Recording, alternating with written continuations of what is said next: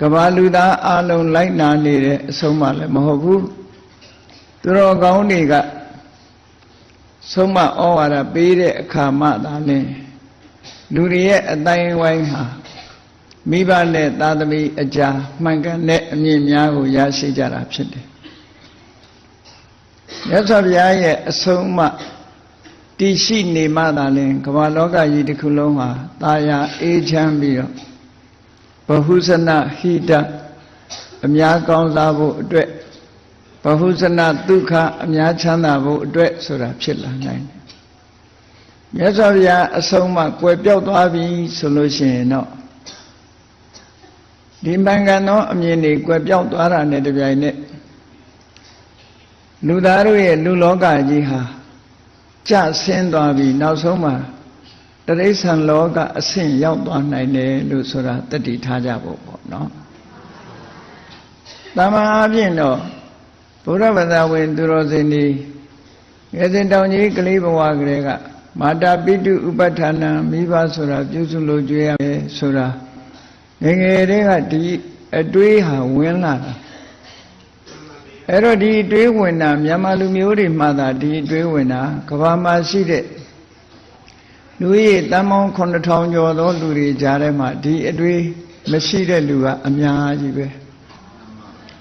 အဲ့တော့လွယ်လွယ်နဲ့ဒီအတွေးရတယ်လို့တော့မအောင်မေ့သေးနဲ့မမှန်ကန်တဲ့အမြင်တွေဆိုတာလောကမှာရှိနေတယ်ပြောရမယ်ဆိုရင်မြတ်စွာဘုရားပွင့်တဲ့အချိန်တုန်းကခေတ်ပြိုင်ဘုရားနဲ့ပြိုင်လို့ပွင့်လာတဲ့အစိတကေတကမ္မလာဆိုတဲ့အစိတဆိုတဲ့နာမည်နဲ့နတ္ထိကဝါဒကိုဟောပြောနေတဲ့ဥစ္စေရဝါဒခုခေတ်လို့ဆိုရင်တော့ materialism ပေါ့ရုပ်ဝါဒီလို့ပြောမှာပေါ့ materialist ရုပ်ဝါဒကိုဆွဲကင်ထားတဲ့အစိတသူရဲ့ဟောပြောချက်ထဲမှာညင်းပယ်မှု10မျိုး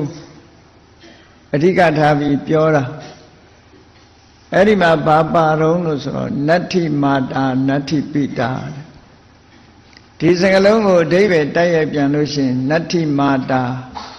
အမေဆိုတာမရှိဘူးနတ္ထိပိတာအဖေဆိုတာမရှိဘူးတဲ့သူ့အမြင်ကနော်လောကမှာအမေအဖေမရှိဘူးလို့ပြောခြင်းဟာအမေကိုအသိမှတ်မပြုခြင်းနဲ့အဖေကိုအသိမှတ်မပြုခြင်းပဲဖြစ်တယ်ပေါ့ဒီဝါဒဟာအလွန်ကြမ်းတမ်းရက်ဆက်ပြီးတော့လူလောကကြီးကိုတရိစ္ဆာန်အသွင်ရောက်ရှိသွားအောင်တွန်းပို့တဲ့ဝါဒကြီးတစ်ခုသာဖြစ်တယ်ပေါ့အဗ္ဗဒံကြောက်စရာကောင်းတဲ့ဝါဒကြီး